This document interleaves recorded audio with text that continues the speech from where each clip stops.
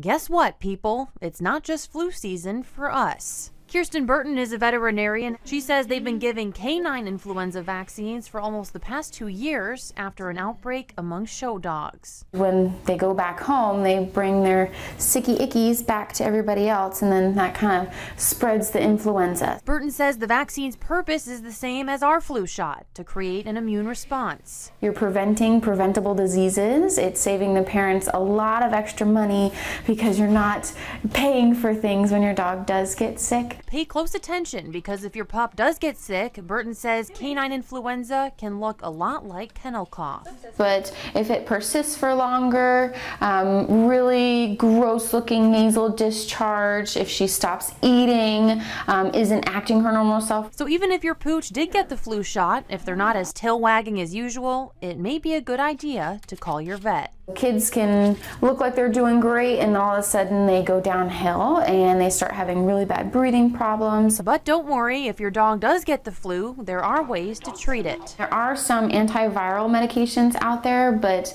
some kids, depending on their severity, need hospitalizations, medications, IV fluids. And on top of the vaccine, just do the same things you do if you didn't want to catch the flu. Washing up, being very diligent with hand sanitizing, just overall husbandry. So if another kid's been sick and sneezed in that area, don't take your little kid in that same area too.